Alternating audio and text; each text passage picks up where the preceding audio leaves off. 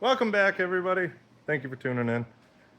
This weekend, I've got a lot that I want to try to get done. Don't know how much of it I'm going to get done, but goal is to get the passenger side of the transmission tunnel closed in and also get my shifter hole cut and then get a dash bar cut into it as well.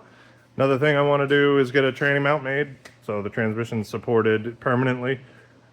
That way I can figure out exhaust and all kinds of other stuff, get an idea as to where I'm going with that. I also want to get dash in place. The dash, I've kind of started getting in place already. It's just going to help me with the side of the tunnel, figure that out. But yeah, I'm going to get going on some stuff and see how far we get this week. All right, so I've got the dash in place. The factory center console bracket dash support worked. I've got to trim a tab there. Factory column bracket worked. Up there on the firewall also worked. So the dash is kind of in place. I just wanted to do that to make sure the passenger side of the tunnel is going to be easy to close in. I also need to mount my dry sump tank, and I think that's going to go under the dash. So I wanted to see what I had for room under the dash and everything, how I'm going to fill it, how I'm going to drain it, all of that. So yeah, now I think I can move forward on building a tranny mount because I can't close in the tunnel because the tranny's supported. So I'm going to put it on the lift and we'll get figuring out transmission mount. Alrighty, so I got motor and tranny down, tipped down 1.5 degrees. So now I'm trying to figure out how I'm going to build a transmission cross member because this needs to be supported somehow and I'm not running engine plates, so I need to build a cross member somehow. But I also need to think about exhaust clearance where I'm running an exhaust and everything. So it's this is just a piece of 3.5-inch oval tube. I'm probably gonna go 4-inch, so it needs to have a little more room than this, but I might end up running 3.5 for some of it and then bump it up to 4-inch when we get further back. Exhaust gases expand as they go further back, so maybe it should be fine with 3.5, but I would like to run a 4-inch. So, but I'm kind of thinking about something like this. The only problem is that's my drain plug for my transmission, so draining the transmission, doing a fluid change, that's going to make that tough. I really don't want it hanging down, but also that does hang higher than the transmission, than the bell housing rather. So there's a lot to think about here and a lot to figure out. So definitely a little bit of a struggle, but we'll figure it out and I'll post some progress. All right, so a couple issues I'm having. I need to make sure that I have room for an exhaust to come down through here with the starter in the way. However, this dry sump pan is probably made to have a reverse mount starter. So essentially the starter is supposed to be here instead of here. More race car thing, oval track thing, get weight further back. So this pan has a big bump out here for this fitting. Obviously doesn't look like I'm going to be able to run this fitting, but I've got to machine this pan down in this corner so at least it'll clear the starter. So I'm going to pop the pan off, we'll chuck it in the mill, and I'll mill this corner off, hopefully keeping this boss, because it looks like I might be able to fit a fitting in there once the starter's all the way up. I'm not sure yet, but if not, then I'll just end up plug welding that. But we'll I'm gonna pop the pan off, get that mill machined, and yeah, go from there.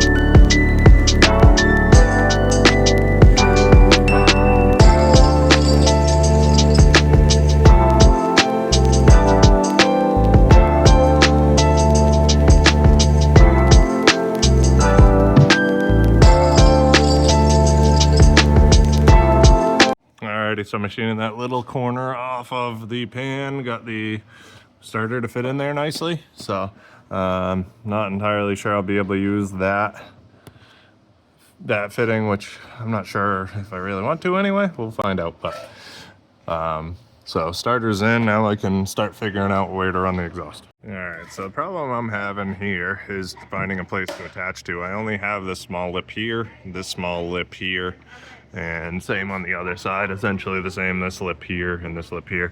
However, because of the way I had to cut the transmission tunnel on this side, this kicks in right here. And I pretty much, the center line of the transmission mount holes is right here. So I don't have a lot to go back behind it. So what I'm probably going to have to do is do some sort of plate here that kind of kicks back, comes up, and then goes onto the transmission. But I also want to make sure that this is going to be strong enough. I mean, I can flex this with my hands. So obviously having a transmission here hanging off of this being, with the clutch kicks and everything, this thing's going to want to do some moving up and down and also twisting. I mean, the motor mounts are going to be solid mounted, so it's not going to be as big of a deal because the motor mounts will prevent the motor from essentially twisting under clutch kicks and stuff, but this still will have some force on it. So I think what I'm gonna do probably is bend up a piece of 1/4-inch plate that matches the angle of this transmission tunnel here. And what I'll do is I'll weld it to this and drill and tap some holes in it. And then that'll allow me to attach a little to something a lot stronger and spread the load out. So I think that's what I'm gonna get started on doing, is something like that. And then we'll probably maybe off of that plate, just do a couple of tubes up to another plate. Something like that. So we'll figure it out. Get going. Brackets to mount, to weld to the side of the tranny tunnel, to then mount the tranny cross member to.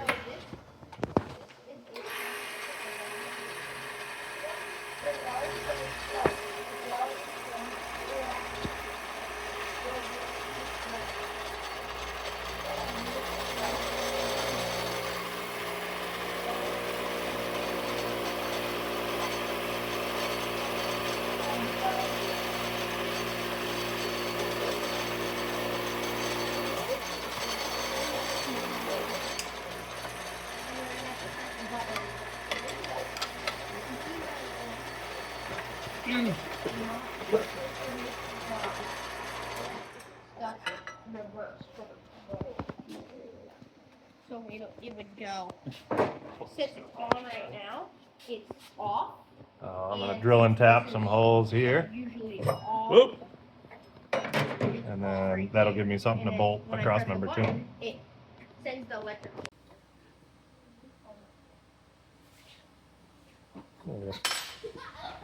That's good. Got my buddy Paul, who's behind the camera. My buddy Mike. Mike, say hi. And then Matt's over there as well. Matt, say hi. Along with the kiddos. Oh, Came to and give me a hand. it's bent. This one's bent now. This is my press brake that I built like 3-4 years ago. Homemade. I've got the swag off-road one too, but that one, I like mine better. We'll make sure this is gonna fit. It looks like it will. So work well. We'll weld all this all around, drill and tap some holes, and give me something to mount a cross member to.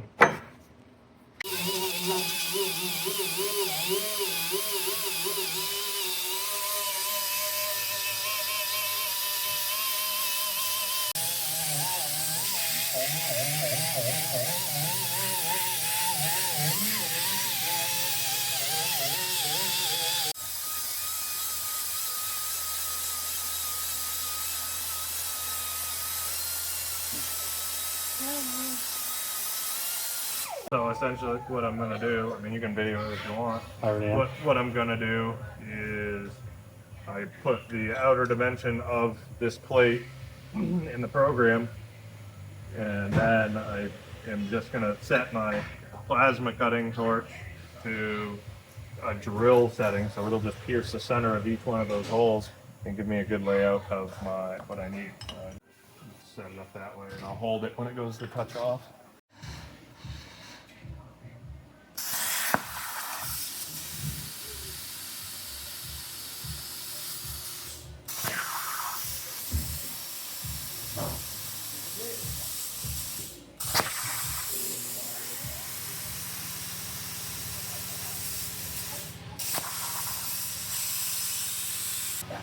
Line up my edge. it. This sheet, use it for 0, and then we just hit again.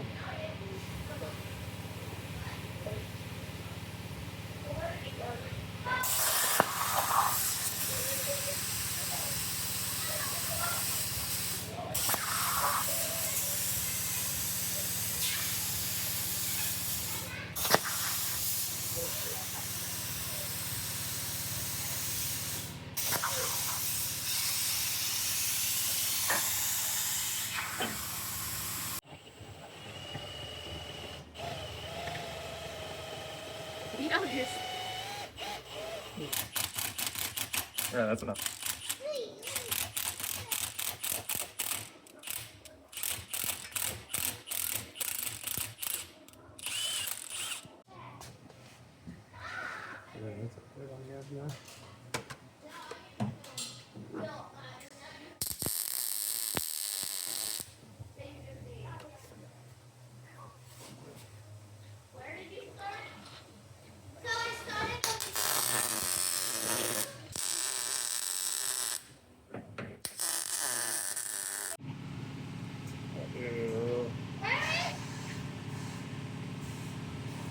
Hang out. drift cart. Okay, 3, 2. You gotta just line up my holes here. So I'm just using kind of a straight edge to get an idea. So these two holes line up with these back holes.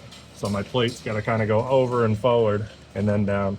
So Going to the quiet part of the shop now. that's why I said you should probably come on a weekend when the kids aren't here.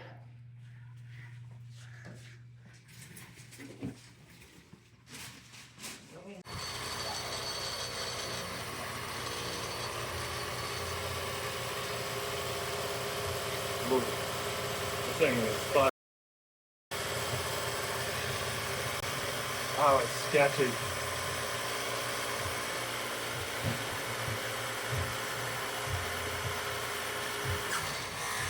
I was like 1,000 psi the whole time. Yeah, that was hairy. I'm like, oh, is it gonna start? As you said that, I backed up and you could see that clearly. You get what? You said this is sketchy. Can you clearly see me back up? Yeah. It didn't completely bend it the way I wanted it to.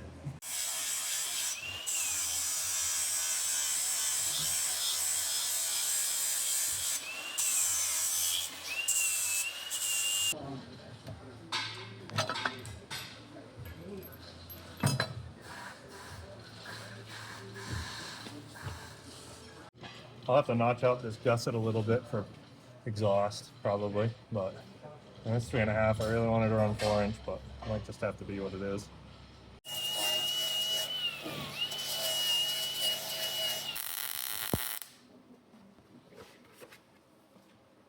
I was just looking through the camera.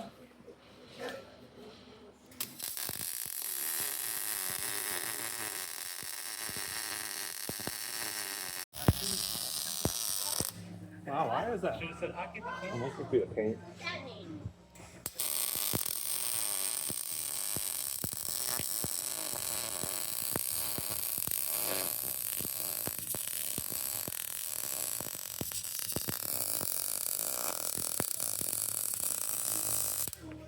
That's cool. I just watched a flame shoot out from way over here. All right, so we got a weld competition going on. We got Matt over there, who's actually a fucking structural welder. And then Paul just stacked some dimes. He freaking never welded before in his life. His leads. So, yeah. I looked at it. Don't do that, Mike. Mike's gonna fire up the old welder. He hasn't welded since before Evie was born. Yep. Well, Matt's in the lead, obviously. I guess I'm gonna have to stack some dimes over there too. So who won? So who won? So we got Paul, who's never welded before. Paul again. Mike. And that's Michael, who hasn't welded in like 10 years. And then Matt, who welded yesterday. Good thing your camera focused. Yeah, that's great. Focus. Yeah, there we go. Hold on. Come on, there we go. All right, flip it around. There's Michael. Polly. Nice job, guys. Proud of all of you.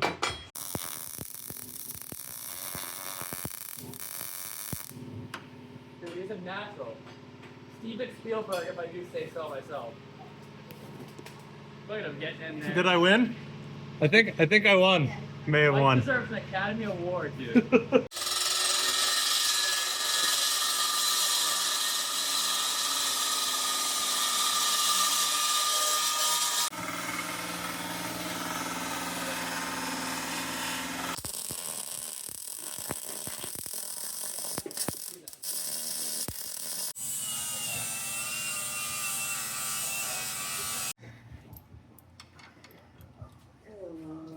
Eli, how do you get the cage low enough to weld the top of the? Knock the boxes out. You didn't watch my video? Did not watch it. No,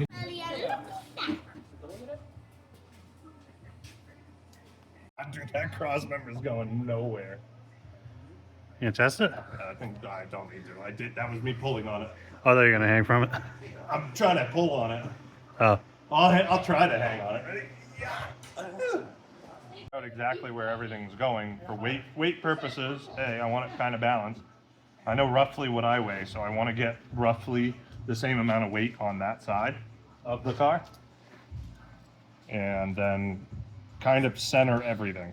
Because I can put like 200 pounds of weight back there, but the problem is then that right rear is going to be heavy versus putting 200 pounds just staggered or spread out on that side of the car. in a comp setting, you never have that passenger. Right. So you want this car to be perfectly balanced while you're in the car. While I'm in the car. That's cool, Dad. The good news is fuel-wise, I don't need to worry about that because fuel-wise, the fuel tanks are evenly spread out. So that makes it nice. So really, you're putting more on this right side. What's that? You're probably putting more things. I want to put as much on the right side as possible. But again, I don't want to put everything in the back. Because if I put everything in the back, then the right rear is going to be heavy. That is a box that you put it.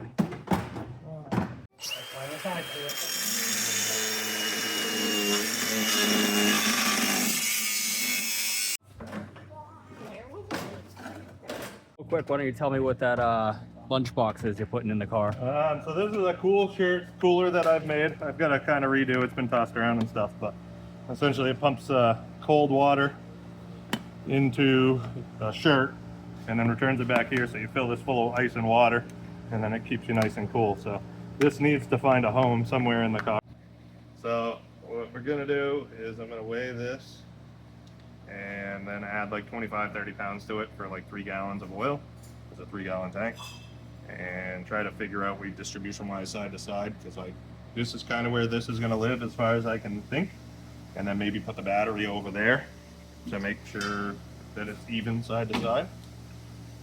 So All right, let's see it. weigh that. Yeah, 9 pounds. 9 pounds. So that's 9. So plus 25. So you're 35 pounds. Battery's going to be like 50 probably. 49. 49. Good friggin' guesses. I guess. So It's almost like he weighed them just to No, look smart. roughly know what a battery weighs. So I want more right side weight to balance out for Driver. the driver weight. Battery on that side. I'm thinking battery on this side, being as it's going to be 10 pounds heavier, but then again, I'm still, even with the fires, what's the fire suppression tank weigh? 16. 15. 15 pounds? Okay. Okay. So So 50. from 5 to 20 something really cool. So, and that's the only stuff that's going back here that, oh no, we got to put an ice chest back here still. 8 pounds. All right. Doesn't feel like 8. But this might, no, it's not been there. No, sir. No, not a chance. Nope. Not a chance. Not a chance. So that's Dead gonna center. have to live back here.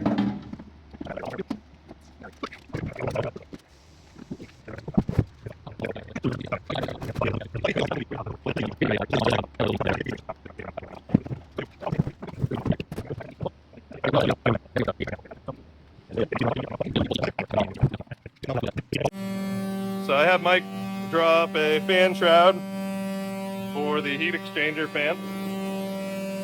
So we are marking out the bend lines for that and let the plasma table cut it. Be good to go. I'm just holding the sheet down because the scriber really digs into the aluminum and it'll move it. All right, Alright, so a little progress report. Everybody's gone. They live quite a ways away, so they left a little early. But I'm still here working on it. Trying to figure out how to lay everything out still. Pretty sure that's where the heat exchanger for the intercooler is going to live. Mike made up that, drew up the fan shroud for it. So I got that all bent up, looks nice. Then I'm pretty sure that's kind of where the, move this here, the dry sump tank is going to sit. I think it's going to sit kind of like that though, a little higher up. But I'm still trying to figure out battery. I don't know. I might move the dry sump tank over to that side because of weight. Move the battery over to this side. I'm not sure if I'm keeping that battery, if I'm gonna go to a lithium battery. I don't know a lot of things yet. I might move the battery up there on that flat. I got a lot of thinking to do on location of everything. I'm trying to keep everything low. So that's kind of limiting me with space of certain things. This can't fit underneath those tubes. The ice chest, that doesn't fit underneath the down tubes for the cage. The battery will fit there, so that might be a good spot for it. But yeah, it's definitely, I'm racking my brain trying to figure out location of everything, because really I'm trying to get more weight over to the passenger side of the car, just because that is lacking.